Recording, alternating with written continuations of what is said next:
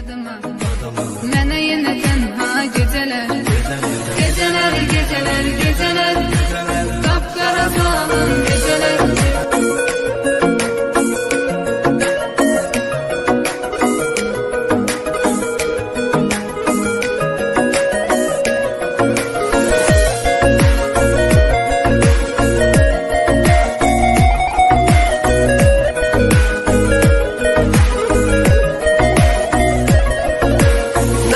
Həsrətdən alışam, şəkillərə baxıb danışam Çox istəyirdi qovuşam, vermədi fürsət gecələr Nə qədər həsrətdən alışam, şəkillərə baxıb danışam Çox istəyirdik qovuşam, vermədi fürsət gecələr Gecələr, gecələr, gecələr Qapqara zülmət gecələr Axı nə qədər mən qalacam Yarıma həsrət gecələr Gecələr, gecələr, gecələr Qapqara zülmət gecələr Axı nə qədər mən qalacam Yarıma həsrət gecələr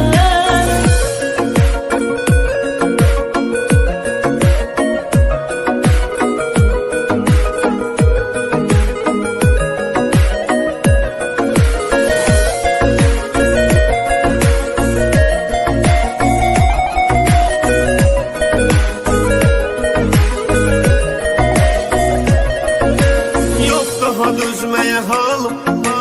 nə qədər həsrətdə qalım O qədər ağladım zalım Sənə görə xəlvət gecələr Yox daha dözməyə halım Nə qədər həsrətdə qalım O qədər ağladım zalım Sənə görə xəlvət gecələr Gecələr, gecələr, gecələr Qapqara zülmət gecələr Axı nə qədər mən qalacam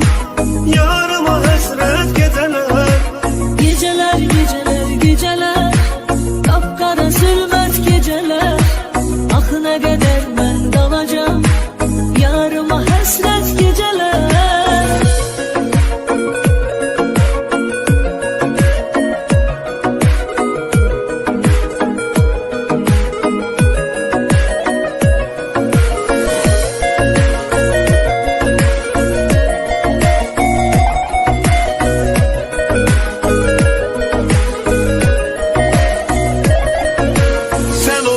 Eşkimin ilki Səni çox sevirəm bil ki Bizə ama xoşbəxt sevgi Olmadı qismət gecələr